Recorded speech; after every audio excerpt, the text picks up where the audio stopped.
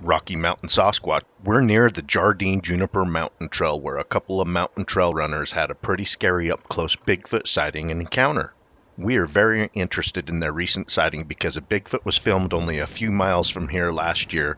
Plus, during our investigations of that video, we have documented dozens and dozens of Bigfoot tracks in the area, along with several other sightings that have been reported to our team since.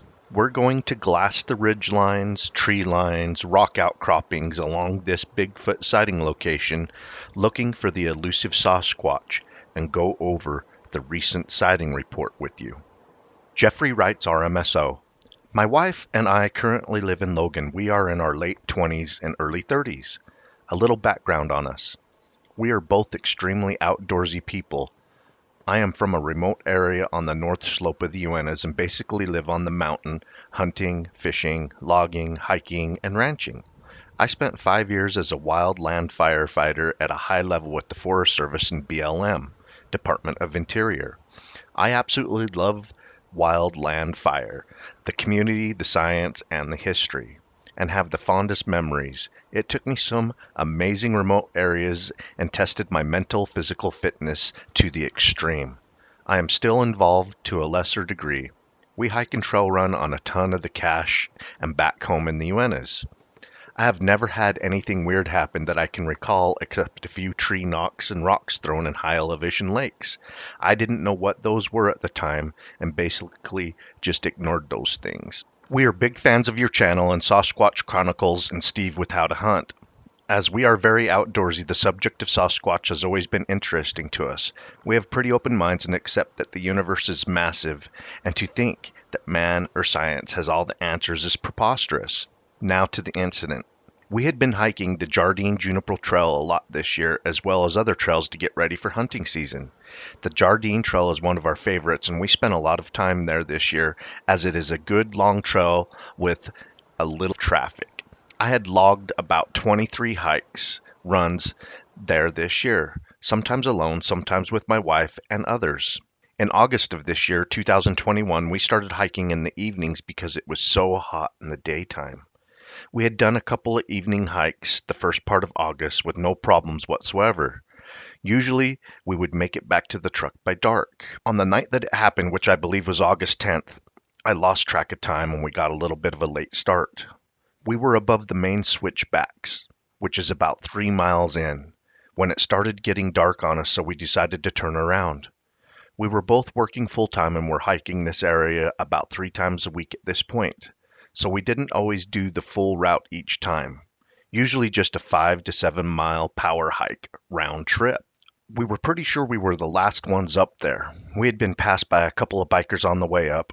We were moving pretty fast and quiet as we were making our way down the switchbacks, just enjoying the late summer stillness in the large timber.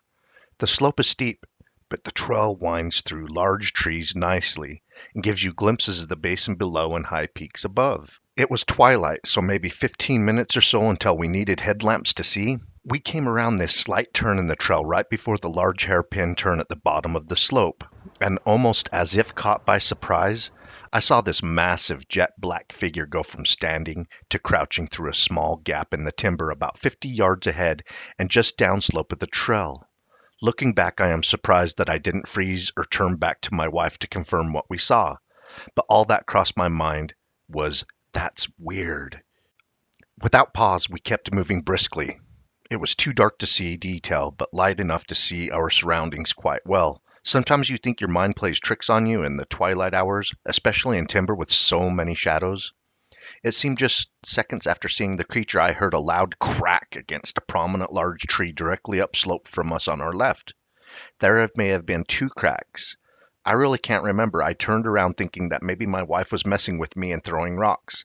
As I turned and my eyes caught hers, I could tell she wasn't throwing anything, as we were both tired and dazed from our hike. My mind started racing a million miles an hour trying to figure out what animal could do that. The answer is obvious. None. Both of us were frozen. We were trying to figure out what was going on. Another rock flew directly over us, and this time it smacked the tree with unbelievable force. You could feel the air from it zipping by. It reminded me of my baseball days, hearing the sound of the seams of a fast pitch whizzing through the air. I think I quietly mumbled, "Someone is messing with us." The mind does funny things when full of adrenaline.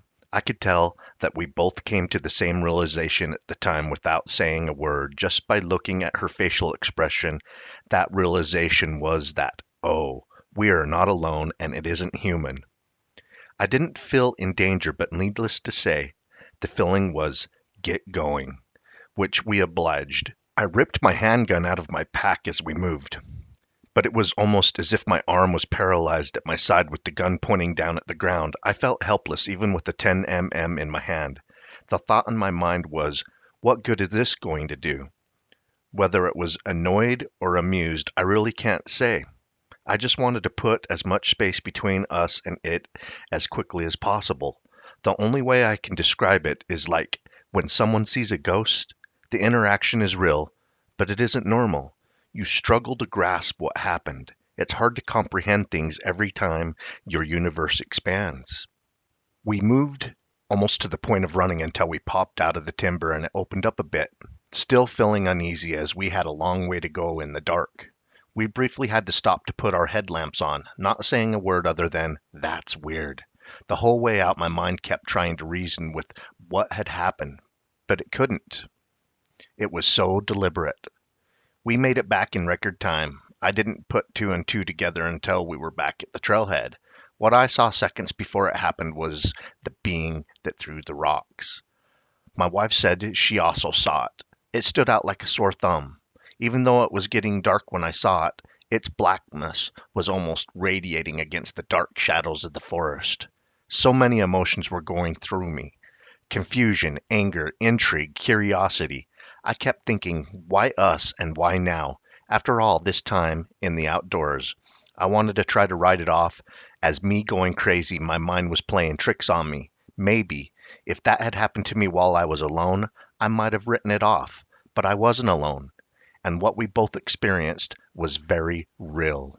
I was so disturbed by that incident at first, but I couldn't let this thing control me. I had a couple of guys I worked with go up with me a couple of nights later. We stopped at the same gap in the timber so I could better gauge its size, seeing the pocket it was in better lighting.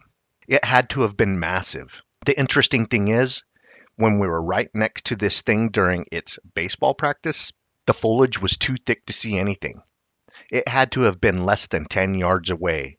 It was also in between two trails, as it was a large switchback. One moment we were directly above it, the next we were directly below it. Eerie doesn't begin to describe how I felt. To be so close and not see a thing is unreal. I also had the guys throw fist-sized rocks hard as they could, point blank at the large tree in the same area to compare sounds. My blood ran cold as I heard their rocks make little ping sounds compared to the loud cracks from the 2 nights previous. The realization was creeping in that these things are real, and what we had encountered was in fact a Sasquatch. In the following weeks, I intentionally went back with others in the evening to prove to myself and this creature that I wasn't going to let it control me. I went down so many rabbit holes trying to understand what these things are. I have read and listened to so many other people's accounts, which has helped me a lot. My wife and I love the outdoors too much to let this dictate how we live. For all I know, they have always been around me. It's just that now I'm hyper aware. Anyway, I know that this incident is pretty tame compared to others, and I'm okay with that. Haha. I would take a rock throwing to a screaming or growling any day. I hope that this information is helpful, and I would be happy to answer any questions. Feel free to use my name. Thanks for all you do, Jeff.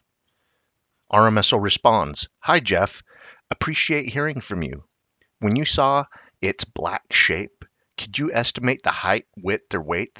Could you see its face or eyes?" Jeff responds, "The night it happened, its sheer size and dark color caught my eye first.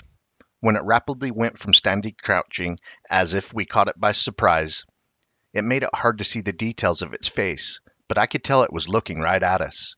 Even though it was getting dark, you could still see pretty good. Its dark color was almost radiating against the other shadows of the forest. When I went back up there the other day, I wanted to get a better idea of the size of this thing in better lighting by peering through the same gap in the timber and seeing the pocket where it stood. It had to have been massive. I would put it at 9 feet tall easily, maybe more. It was very broad as well. I've been right next to moose hundreds of times back home in the Uintas. We have also worked many draft horses. This thing made them seem small. It still amazes me how, when it was throwing rocks a few moments after we saw it, we could have been directly next to it, literally right above it, closer than 10 yards. The foliage was too thick to see it at that point, also because it was in a switchback. We were within 10 yards of it from below. It blended in perfectly. Appreciate your Bigfoot sighting report, Jeff. These sighting reports help give us a picture, a window into the life of the creature, its habits, what it may eat, the resources it may use when we go into an area and check around. You're right in the middle of a Bigfoot sighting hotspot. Bigfoot was filmed last year, not too far from where you had your sighting, even closer to where you had your sighting many years ago. A gentleman and his dog was ran out of camp by two Sasquatch that come down out of the trees into his camp. Terrifying experience. I hope everybody enjoyed this Bigfoot sighting. If you've had a Bigfoot sighting, please email us at rmsobigfoot@gmail.com. Keep on watching. We're going to keep on squatching.